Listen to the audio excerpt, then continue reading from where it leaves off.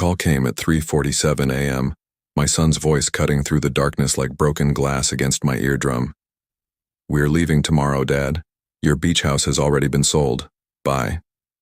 The line went dead before I could even process the words, but I felt my lips curl into something between a smile and a grimace because Marcus had just made the biggest mistake of his entitled life. I sat up in bed, my 72-year-old bones creaking like the floorboards of that very beach house he thought he'd just stolen from me. The moonlight painted silver stripes across my bedroom wall, and for a moment, I just stared at them, remembering how Marcus used to be afraid of shadows like these when he was small. Back when he still called me Papa instead of Dad. Back when his voice held love instead of calculation. Before I dive in, let me know in the comments where you're watching from. And if you enjoy stories like this, please comment, like, and subscribe. It helps me keep sharing more, and I will also reply to all the comments under this video.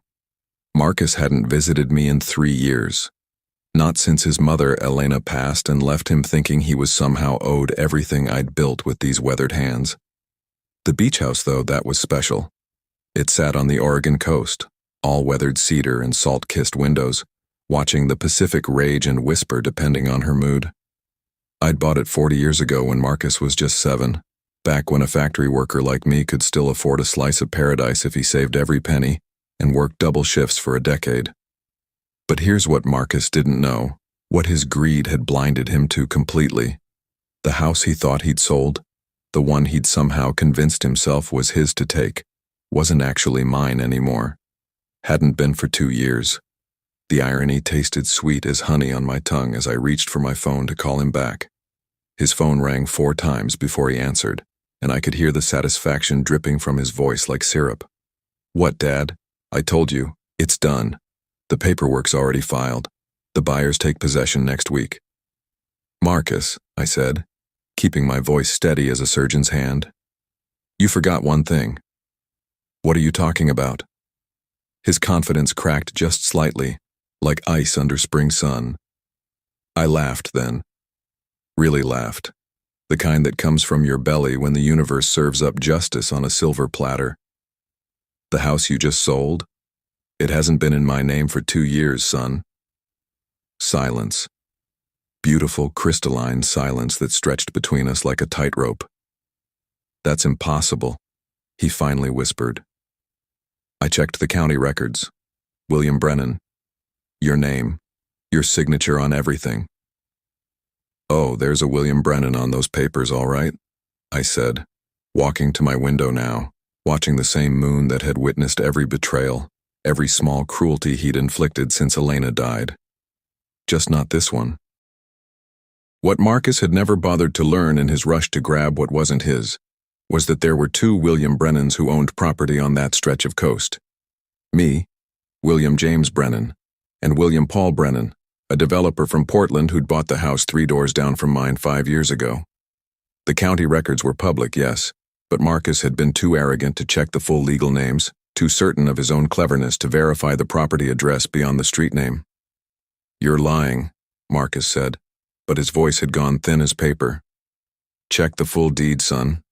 Property address 4247 Seafoam Drive. That's William Paul Brennan's place.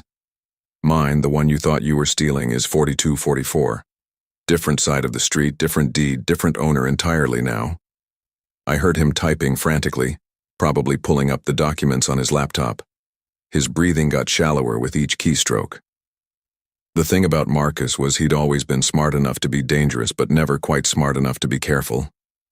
His mother used to say he had champagne taste on a beer budget mentality, always reaching for things that weren't his to take. "This can't be right," he muttered. "The realtor said." "She confirmed it was your house."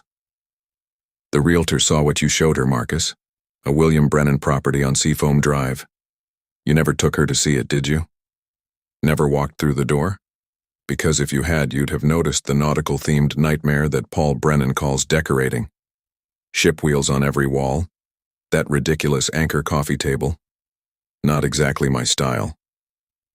The beach house I'd actually owned, the one where Marcus had built sandcastles and learned to swim, where Elena had painted watercolors of the sunset, that house was safe. Safer than it had ever been, actually, because 2 years ago I'd done something Marcus would never have expected from his foolish old father. I'd transferred it to a trust. Not just any trust, but one with a very specific beneficiary who'd earned it through kindness rather than demanded it through blood. Who? Marcus's voice cracked like a teenage boy's. Who did you give it to? Someone who actually visits me, Marcus. Someone who remembers that I'm not just a bank account with a pulse. The person I'd given it to was Rosalie, the hospice nurse who'd cared for Elena in her final months. Not romantically, nothing like that. But Rosalie had a daughter, Sophia, who reminded me of what Marcus used to be before money poisoned his heart. Sophia was studying marine biology, spent her summers researching tide pools, and had fallen in love with the coast the way I had 40 years ago. She'd visit me even after Elena passed, bringing groceries, checking my medications, sitting with me on Sunday afternoons just talking about the ocean, about life, about everything and nothing. You gave our family house to a stranger? Marcus's rage finally broke through, hot and ugly. I gave my house to family, I corrected. Just not the family that assumed it was owed to them. I'll contest this. I'll get lawyers. You weren't in your right mind. Mom just died. You were grieving. That nurse took advantage. Try it, I said. And now my voice had edges sharp enough to cut. I have 2 years of documentation, mental competency evaluations, multiple witnesses, even video recordings of me explaining my decision. You know what else I have, Marcus? 3 years of unanswered calls, 3 years of missed birthdays, 3 years of you showing up only when you needed money. The moon had moved across my window now, and I could see my reflection in the glass, an old man with silver hair and tired eyes, but standing straighter than I had in months. There's something about watching your child reveal their true nature that either breaks you or sets you free. Tonight, I felt free. The buyers, Marcus said desperately. I took their deposit, $50,000. If the sale falls through, that's between you and William Paul Brennan's lawyers, I imagine. You did forge his signature after all, even if you thought it was mine. What would you have done if your own son had called you at 3:47 a.m. to announce he'd stolen from you? Would you have been as calm as I was trying to be? Dad, please. We can work this out. I'll visit more. I'll bring the kids. You don't even have kids, Marcus. I meant, when I do. When Vanessa left you 6 months ago. Did you forget you called me drunk that night asking for money for a divorce lawyer? More silence. In the background, I could hear something crash, probably his laptop hitting the wall. Marcus had inherited his mother's beauty but my temper, a dangerous combination that had served him poorly his whole life. You'll regret this, he said finally, his voice low and dangerous. When you're dying alone in some nursing home, when you need someone to sign papers to make decisions, you'll remember this moment. Maybe, I said, looking at the photo of Elena on my nightstand, the one where she's laughing at something off camera, probably one of Marcus's childhood jokes back when he still knew how to make us smile without wanting something in return. But right now, all I remember is the son who used to build sandcastles with me at that beach house, the one who said he'd protect it forever because it was where Mama painted her best sunset. That boy's been gone a long time, Marcus. Longer than you think. This isn't over. No, I agreed. I suppose it's not. He hung up without saying goodbye. But then again, he'd been leaving without saying goodbye for years now. I sat back down on my bed, my hands surprisingly steady. Somewhere out there, William Paul Brennan was about to get a very interesting phone call from his lawyers about someone trying to sell his beach house. Somewhere else, Rosalie and Sophia were sleeping peacefully, not knowing that their future had just been protected from my son's greed. But I knew something Marcus didn't, something that made his betrayal even more pointless than he could imagine. The trust I'd set up for the beach house had one more surprise buried in its paperwork, one more twist that would only reveal itself when the time was right. Because while Marcus thought he was playing chess, I'd been playing a much longer game. I picked up my phone and scrolled to a contact I hadn't called in 6 months. Richard Oakes, estate attorney, old friend, and keeper of secrets. It rang once before he answered, despite the ungodly hour. "William, is it time?" He took the bait, Richard. Tried to sell Paul Brennan's place thinking it was mine. "And the other matter?" I smiled in the darkness. "Let's wait until morning. Let him sweat a little. Then you can inform him about his mother's will. The real one." Because Elena hadn't just left paintings in that beach house. She'd left something else entirely, something that would change everything Marcus thought he knew about his inheritance, his future, and his mother's final wishes. Elena used to make French toast every Sunday morning, thick slices of challah bread soaked in vanilla and cinnamon, the kitchen filling with warmth that had nothing to do with the stove. I was standing in that same kitchen now, 6 a.m., making coffee with hands that trembled not from age but from memory, when my doorbell rang with the kind of insistence that meant lawyers or lies were standing on my porch. Through the peephole I saw Marcus, his expensive suit wrinkled like he'd slept in it, his eyes red-rimmed and wild. Behind him stood a woman I didn't recognize, sharp-faced, and carrying a briefcase that probably cost more than my monthly pension. The morning fog rolled in from the street, making them look like ghosts, which seemed appropriate given how Marcus had been haunting my life without actually being in it. I opened the door but didn't invite them in. "Marcus, it's early." "Dad, this is Jennifer Walsh, my attorney. We need to discuss what happened last night." The attorney's handshake was firm but cold, like shaking hands with a marble statue. She smelled of expensive perfume and ambition, the kind of combination that meant she'd destroy anyone for the right price. "Mr. Brennan, we're here to discuss the improper transfer of assets and potential elder abuse by one Rosalie Martinez." I laughed, but it came out bitter as black coffee. "Come in then. But take your shoes off. Elena's rule, and I still honor it." They followed me to the living room, Marcus's eyes scanning everything like he was already cataloging what he'd sell first. The attorney sat precisely on the edge of my couch, knees together, briefcase balanced on her lap like armor. Marcus stood by the fireplace, staring at the family photos he hadn't been part of for years. "Coffee?" I offered, my mother's training in hospitality harder to shake than my son's betrayal. "We're not here for pleasantries," the attorney said. "Mr. Brennan, were you aware that transferring assets while under emotional duress can be contested? That taking advantage of a grieving widower is a crime?" "Is that what Marcus told you? That I was taken advantage of?" I settled into my recliner, the one Elena bought me for my 70th birthday, back when Marcus still showed up for birthdays. "Tell me, Ms. Walsh, did Marcus mention he's tried to sell a house that doesn't belong to either of us?" Her composure cracked slightly.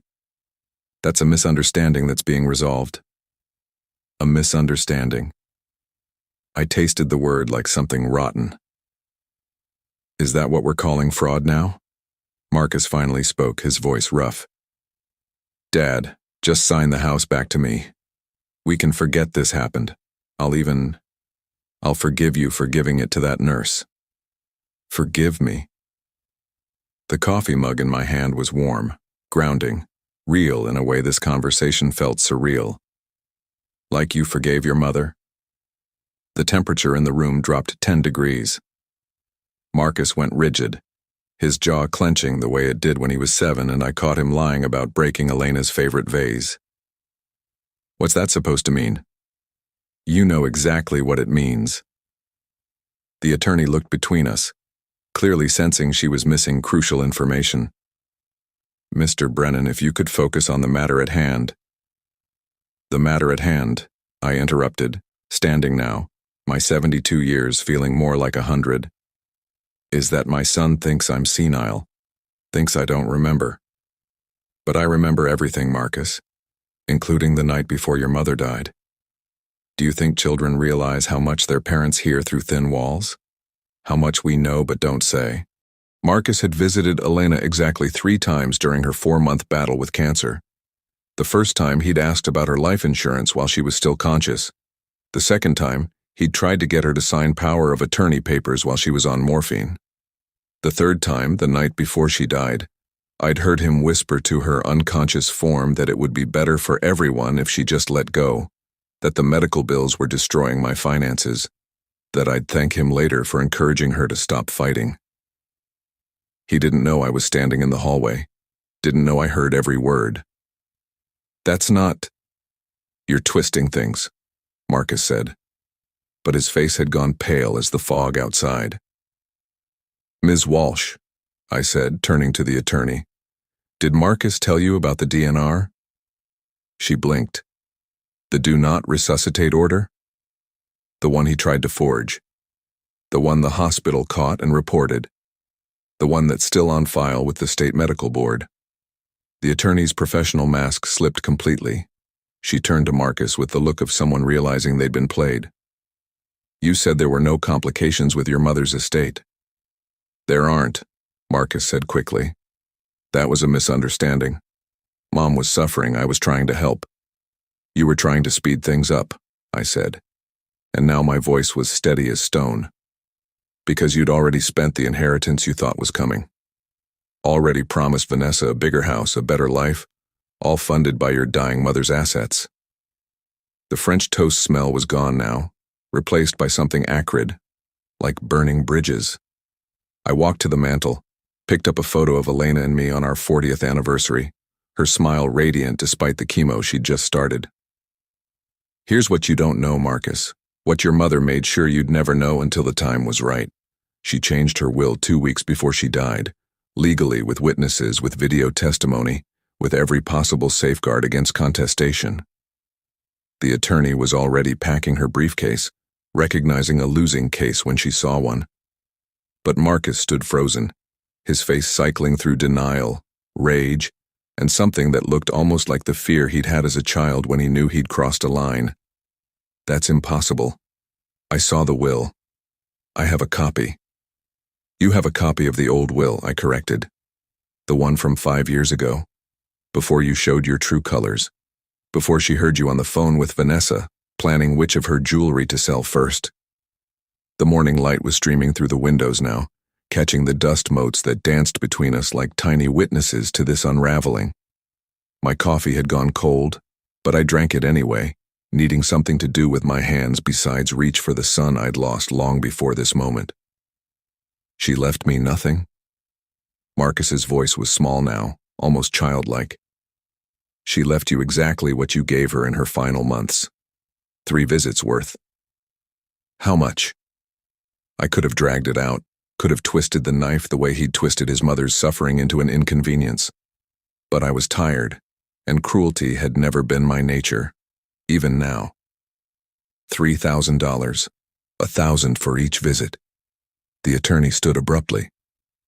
"Mr. Brennan, I apologize for the intrusion. Marcus, you'll be receiving my final invoice. This consultation is concluded." She left without looking back, her heels clicking against the hardwood like a countdown to Marcus's complete dissolution. He stood there swaying slightly, looking around the room as if seeing it for the first time. Or maybe the last time. "Dad," he started, but I held up my hand. "The beach house was never about the money, Marcus. It was about the memories, the sand castles, the sunsets your mother painted, the place where you learned to swim, where you caught your first fish, where you told us you wanted to be a marine biologist before you decided money was more interesting than meaning." I walked to my front door, opened it wide. The fog was lifting, revealing a world that seemed sharper, clearer than it had in years. "Rosalie's daughter Sophia is studying marine biology now. She's 23, the same age you were when you stopped caring about anything but yourself. She sends me videos of octopi, Marcus." "Octopi? When's the last time you sent me anything besides bills you wanted me to pay?" He walked toward the door, each step seeming to age him a year.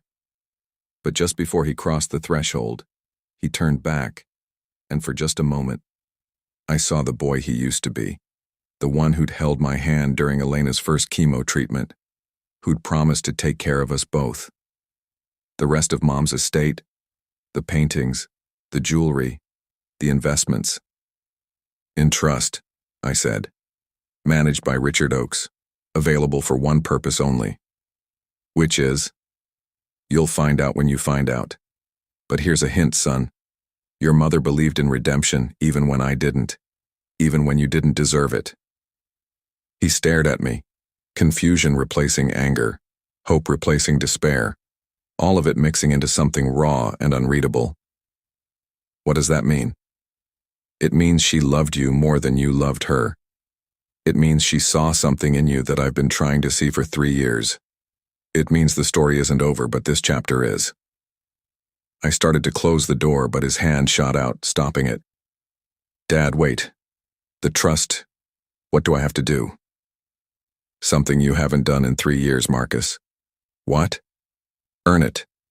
I closed the door then, gently but finally, and listened to his footsteps fade into the morning. Through the window, I watched him sit in his Tesla, his head in his hands, his shoulders shaking with what might have been sobs or might have been rage. It didn't matter anymore. What mattered was the letter Elena had written, the one Richard Oakes would deliver in exactly 30 days if Marcus didn't figure it out himself. The one that explained the trust's single condition, the one requirement that would either restore his inheritance or lose it forever. But that revelation would have to wait, because my phone was buzzing with a text from an unknown number. When I opened it, my blood went cold. It was a photo of Rosalie's house taken this morning, with a message that made my hands shake. You took what was mine. Now I'll take what's yours. Marcus's car was still in my driveway, but the photo had been taken 20 minutes ago across town, which meant my son wasn't working alone anymore, which meant this was about to get much worse before it got better. The photo of Rosalie's house stayed burned on my phone screen like evidence of my worst mistake, thinking Marcus would simply accept defeat and slink away. 20 minutes had passed since he'd left my driveway, but someone else had been watching Rosalie's home at dawn. Someone who knew exactly which strings to pull to make an old man's hands shake. I called Rosalie immediately, my fingers clumsy on the phone keys, listening to each ring like a countdown to disaster. William? Her voice was warm, concerned, completely unaware that my family's poison was about to spill into her life. Is everything okay? It's barely 7 in the morning. Rosalie, listen carefully. Is Sophia with you? She's at the university. Early lab hours. William, what's wrong? You sound... Lock your doors, all of them. Check your windows. Someone's been watching your house. The pause that followed felt like falling, that moment when the ground disappears but you haven't hit bottom yet. I could hear her moving. The click of deadbolts, the rattle of window locks, her breathing getting faster with each secured entry point. William, you're scaring me. Who would be watching my house? Before I could answer, my doorbell rang again. 3 sharp bursts that felt like accusations. Through the peephole this time, I saw Richard Oakes, my estate attorney, his usually composed face tight with something between worry and rage. Behind him stood a woman I recognized but hadn't seen in 2 years. Vanessa, Marcus's ex-wife, looking like she'd aged a decade in those 24 months. I opened the door, phone still pressed to my ear. Rosalie, I need to call you back, but don't go anywhere. Don't answer the door for anyone you don't know. Richard stepped inside without invitation, something he'd never done in 30 years of friendship. William, we have a problem. A significant problem. Vanessa followed, her designer clothes wrinkled, her perfectly manicured nails bitten down to the quick. She looked at me with eyes that held too much knowledge, too much regret. Mr. Brennan, I'm sorry. I didn't know it would go this far. I didn't know Marcus had partners. Partners? The word tasted like copper in my mouth, like blood from biting my tongue too many times. Richard set his briefcase on my coffee table, pulling out documents covered in red ink and sticky notes. Vanessa came to my office at 6 a.m. Tell him what you told me. She sat down uninvited, her hands twisting in her lap, like she was wringing out invisible guilt. Marcus didn't just try to sell your beach house, he's been running a bigger scheme for months. With Gregory. Gregory, Marcus's childhood friend. the one who'd always been there to enable his worst impulses, to validate his greed, to help him justify the unjustifiable. The one who'd stood as best man at Marcus and Vanessa's wedding, who'd laughed when Marcus joked about spending his inheritance before he got it. Gregory Marsh is involved? My voice sounded far away, like someone else was asking the question. He's more than involved, Vanessa said, pulling out her phone, showing me screenshots of text messages that made my stomach turn. They've been planning this since before Elena died. They have a list, William. Every property you own, every investment, every piece of Elena's art collection. They've been systematically finding ways to transfer or steal each one. The French toast smell from this morning was completely gone now, replaced by something that felt like the morning Elena died, that antiseptic hospital smell that meant endings were coming whether you were ready or not. Richard spread out the documents, pointing to highlighted sections with a lawyer's precision. They've filed false liens on 2 of your investment properties, created a fake LLC using a variation of your name, and this morning, about an hour ago, they filed paperwork claiming power of attorney over your assets, citing mental incompetence. But that's impossible. I have all my faculties. I have documentation. They have documentation too, Vanessa interrupted. Forged. Gregory's girlfriend works at a psychiatric facility. She's been creating false evaluation records, backdating them, making it look like you've been showing signs of dementia for 2 years. I sank into my chair, the weight of this betrayal heavier than my 7 decades of life. Outside, birds were singing like this was just another morning, like the world wasn't unraveling thread by careful thread. Why are you telling me this? I asked Vanessa. You divorced Marcus. You could have walked away clean. Her laugh was brittle as winter ice. Because he's threatening to take my daughter. You don't have a... I stopped, the realization hitting me like cold water. You're pregnant? 6 months. Marcus doesn't know. But Gregory does. He's been following me, sending photos to Marcus, building a case that I hid assets during our divorce. If Marcus finds out about the baby, he'll use it as leverage to reopen the settlement. Or worse. What kind of man had I raised? What had I missed in those early years that had let this darkness take root and grow? Richard pulled out another document, this one in Elena's handwriting, her careful cursive still beautiful despite the cancer that had been stealing her strength when she wrote it. William, there's something else.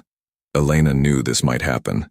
She left instructions, sealed, only to be opened if Marcus ever tried to harm you or steal from you. My hands trembled as I took the envelope.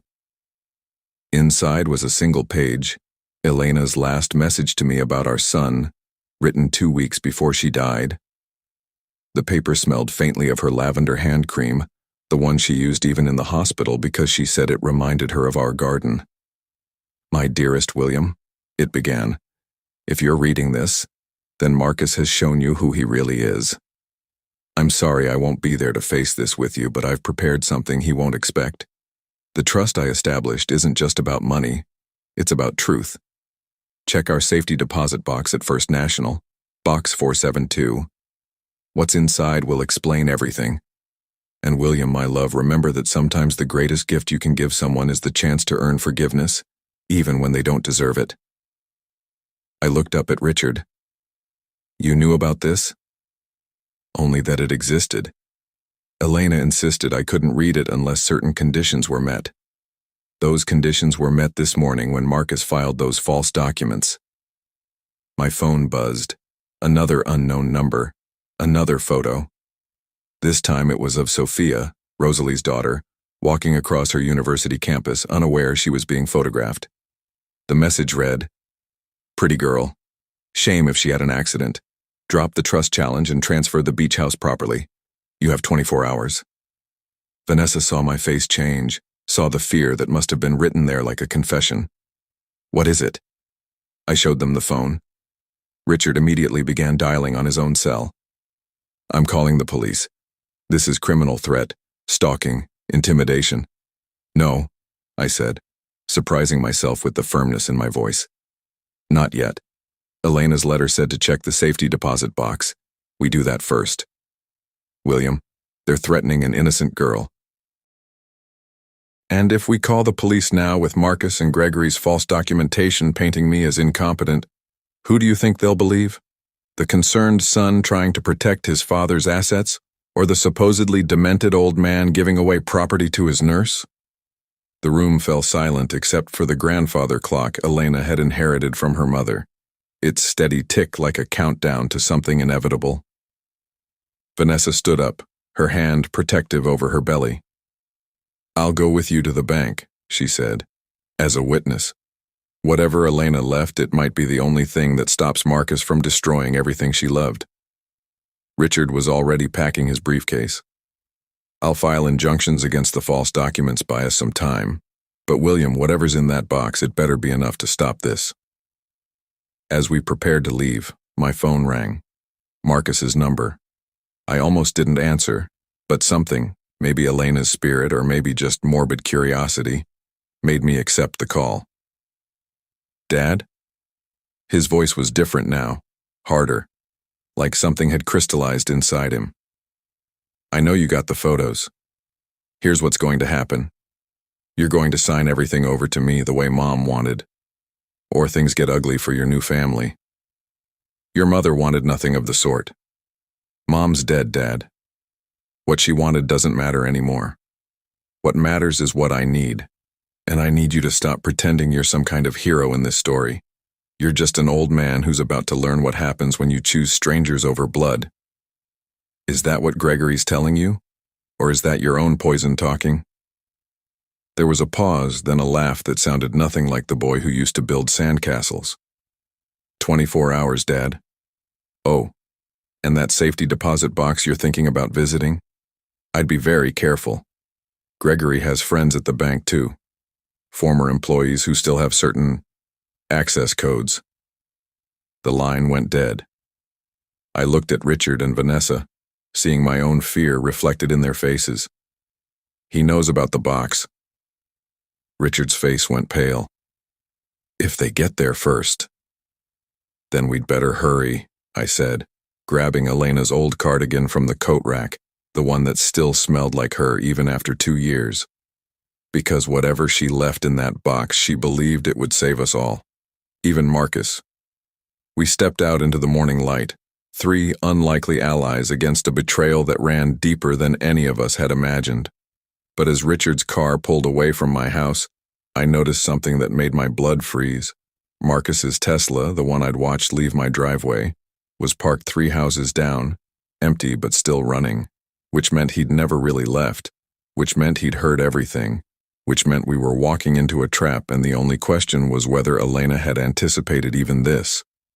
The bank was only 10 minutes away, but it felt like driving toward a reckoning 40 years in the making. In my pocket, Elena's letter seemed to pulse with warmth, like her hand in mine one last time, guiding me toward either salvation or destruction. What would you do if your own flesh and blood had become your greatest threat? Would you still try to save them, or would you let them fall? The answer, I was about to learn, was hidden in box 472, waiting like a secret that could either heal our family or destroy it completely.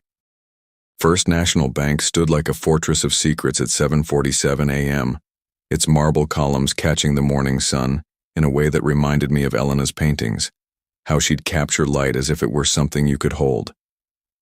Richard parked crooked, Vanessa's breathing shallow beside me, and through the glass doors I could see Gregory Marsh standing at the teller window, his smile sharp as broken promises. "He's already here," Vanessa whispered, her hand instinctively protecting her unborn child. "Let him be," I said, though my heart was hammering against my ribs like it wanted to escape. Elena was smarter than all of us. We walked in together, my weathered hand steady now with the kind of resolve that comes from knowing you're walking toward an ending, one way or another. Gregory turned, his face shifting from triumph to confusion, when he saw Vanessa beside me. "Mr. Brennan," he said, smooth as oil on water. "Fancy seeing you here.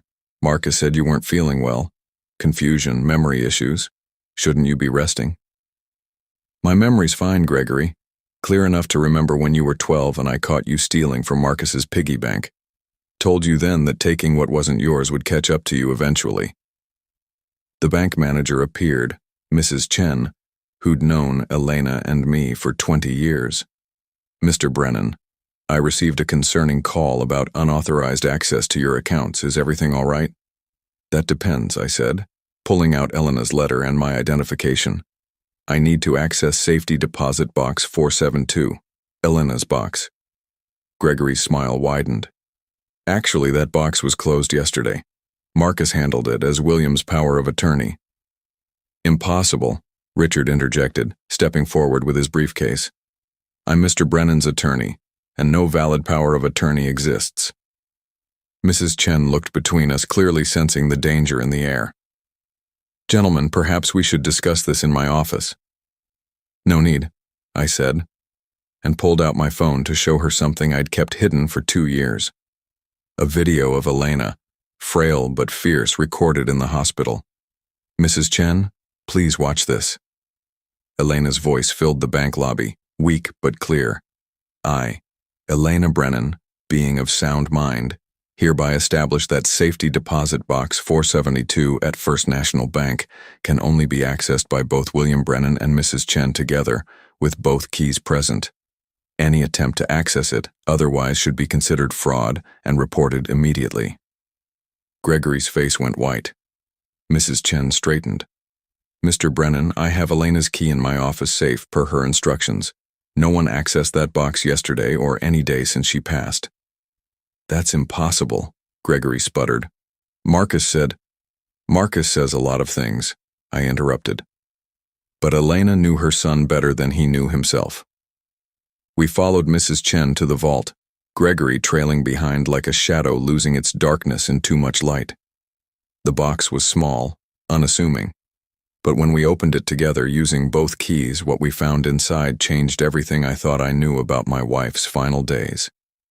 There were 3 things: a USB drive, a thick manila envelope, and a small velvet box I recognized as the one that had held Elena's engagement ring 47 years ago. Mrs. Chen gave us privacy, but Gregory couldn't leave, as if he knew his fate was sealed inside that metal box. The USB drive went into Richard's laptop. A video file opened, dated 1 week before Elena died. But this time, she wasn't alone. Marcus sat beside her hospital bed, and what I heard next shattered and rebuilt my heart in the same moment. Mom, I'm sorry. Marcus was sobbing, really sobbing, not the performative tears I'd seen at her funeral. I know what I said last week was horrible. I know I'm losing myself. The debts, the gambling, Gregory's schemes, I'm drowning and I don't know how to stop. Elena's hand, so thin the veins showed blue through translucent skin, reached out to touch his face. Then let me help you stop, my love. Let me save you from yourself. How? First, you're going to tell me everything. Every debt, every scheme, every plan you and Gregory have made. And then we're going to create a different ending to this story. The video continued for 43 minutes. Marcus confessed everything. The gambling debts that had reached $200,000, Gregory's hold over him through blackmail about illegal trades Marcus had made at his firm, the plan to take my properties after Elena died. She listened to it all, her eyes never leaving his face, her love never wavering even as her heart was breaking. I'm going to die soon, Elena said when he finished. But I'm going to make sure you live, really live. Not just exist in this shadow life you've created. The trust I'm setting up won't just be money, Marcus. It'll be your redemption if you're brave enough to take it. I don't understand. You will. When the time comes, you'll have a choice. Continue down this path with Gregory, or save yourself by saving others. The beach house your father loves? I'm putting it in a trust for Rosalie's daughter because she reminds me of who you used to be. But Marcus, my darling boy, if you can prove you've changed, if you can show genuine care for someone other than yourself for 1 full year, documented and verified, the entire trust reverts to you. Not just the house, but everything. Marcus's face on the video was stunned, Everything? The investments, the properties, the art collection, worth approximately $3 million, but only if you earn it through kindness, not theft. Only if you become the man I know you can be. The video ended. I looked at Gregory, whose face had gone from white to green. You didn't know about this conversation, did you? Marcus said she was delirious, said she didn't know what she was saying in those final days. Richard pulled out the manila envelope next. Inside were photos, dozens of them, all taken by a private investigator Elena had hired. Gregory at the casino, Gregory meeting with known criminals, Gregory falsifying documents at his office. But most damning, Gregory placing something in Marcus's drinks at various bars, keeping him hooked on gambling, ensuring his debts grew. She knew. Vanessa gasped. Elena knew you were poisoning him. Gregory backed toward the door, but Richard had already called security. They stood in the doorway blocking his exit. The last item, the velvet ring box, contained not jewelry, but a tiny key and a note in Elena's handwriting. For the real beach house, the one that matters. I understood then, understood with the kind of clarity that comes like lightning. The house Marcus sold, William Paul Brennan's house. Elena bought it. She bought it 2 years ago under a shell company. Richard was already pulling up property records on his laptop. Seafoam Holdings LLC, registered to Elena Brennan. She bought 4247 Seafoam Drive for $800,000 cash. But why? Vanessa asked. Because she knew Marcus would try to steal the wrong one, I said, feeling Elena's genius wrap around me like her arms used to. She set the perfect trap. Let him commit fraud trying to sell a house she secretly owned, creating evidence of his crimes while protecting our actual beach house. My phone rang. Marcus. Dad, something's wrong. The buyers for the beach house, they're saying the sale is void. They're threatening to sue me for fraud. And Gregory's not answering his phone. Gregory's here with me, son, at the bank. Would you like to know what was in your mother's safety deposit box? Silence, then a broken whisper. She knew. She knew everything. And she loved you anyway. Loved you enough to create a path back to who you used to be. The trust. Vanessa told you about the trust? I looked at Vanessa, who nodded. Your ex-wife showed more courage this morning than you've shown in years. She also showed something else. Tell him, Vanessa. She took the phone, her voice steady. Marcus, I'm pregnant. 6 months. It's yours. And if you don't stop this, if you don't take your mother's offer of redemption, our child will grow up knowing their father chose greed over grace. I could hear Marcus breathing, ragged and real. Where are you? First National. The same bank where you proposed to Vanessa. Where your mother and I opened our first joint account. Where you deposited your first paycheck and were so proud you bought us dinner with your own money. I remember. Then remember who you were, Marcus, and decide who you want to be. 20 minutes later, he walked through the bank doors. Not the aggressive, entitled man from this morning, but someone hollowed out and ready to be filled with something better. He looked at Gregory, handcuffed now, and being led away by police Richard had called. You drugged me, kept me gambling. Gregory spit at his feet. You were weak. I just profited from it. Marcus watched his childhood friend disappear, then turned to me. The house I tried to sell. Your mother bought it. She knew you'd target it instead of ours. Every crime you committed was against her estate, which means it's forgiven if you accept her terms. 1 year of documented kindness. 1 year of being the son she believed you could be, starting with apologizing to Rosalie and Sophia for the threats. He pulled out his phone, showed me the messages. I didn't send those. That was all Gregory. I didn't know until an hour ago when I saw them on his phone. Richard confirmed it with the metadata, Gregory's number behind the anonymous threats. One more crime to add to his growing list. The trust, Dad. What exactly do I have to do? I handed him the final document from the envelope, Elena's handwritten instructions. Volunteer at the hospice where she died. 3 days a week. For 1 year. Care for strangers the way you should have cared for her, that's it, that's all. Marcus held the paper like it was made of spun glass. And if I do this? Then you inherit everything.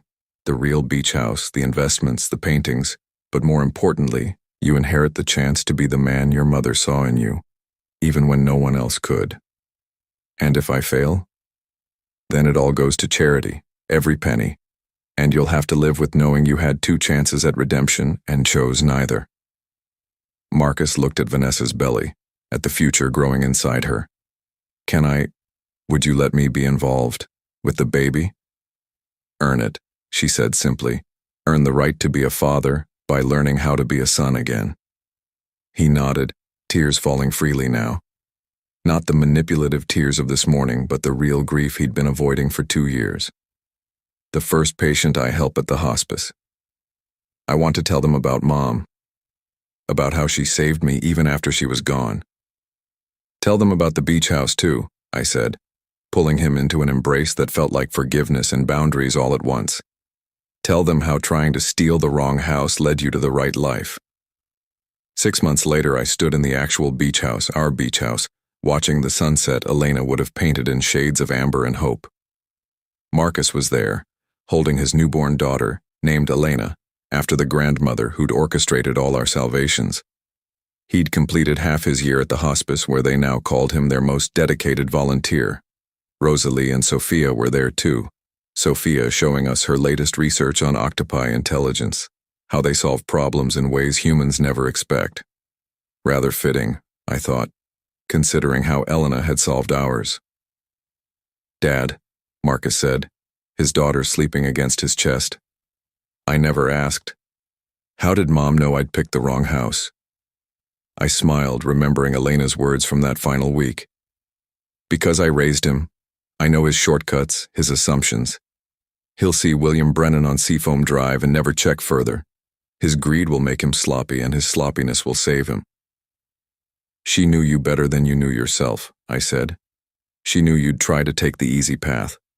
And she knew that sometimes the wrong path leads to the right destination.